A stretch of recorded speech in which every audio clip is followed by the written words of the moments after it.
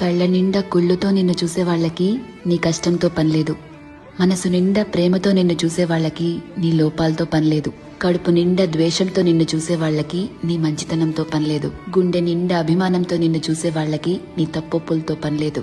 రక్తం నిండా కోపంతో నిన్ను చూసే వాళ్ళకి నీ పశ్చాత్తాపంతో పనిలేదు. వీళ్లే కాదు, నీ చుట్టూ ఉన్న ఇంకో 100 మంది నిన్ను 100 రకాలుగా చూడొచ్చు. వాళ్ళందరూ వాళ్ల లోపల ఉన్న ఎమోషన్తోనే నిన్ను చూస్తారు. నిన్ను నిన్నుగా చూడగలిగేది ఆ పైవాడి తర్వాత నువ్వు మాత్రమే. ఎప్పుడైతే నువ్వు నీలో ఉన్న తప్పులు ఒప్పులు, మంచి చెడు, నీలో కోపాలు, నువ్వు చేసే మోసాలు, నీలో మార్పులు, నువ్వు పడే పశ్చాత్తాపాలు, నీ చుట్టూ బాధ్యతలు, నీ ఆశలు, వాటికై నీ కష్టాలు, దేవుడిచ్చిన లోపాలు, నీ ప్రయత్నాలు, ఇలా ఎదుటి వాళ్ళని జడ్జ్ చేయడానికి మనం వెతుకుతూ ఉంటామే, వాటన్నిటి ద్వారా నిన్ను నువ్వు చూసుకోగలిగితే ఎలా అన్బయాస్డ్ గా, లాయర్లా కాదు జడ్జి లాగా, అప్పుడు నువ్వేంటో నీకు అర్థమవుతుంది కదా. అదే సెల్ఫ్ అవేర్నెస్ అంటే. సెల్ఫ్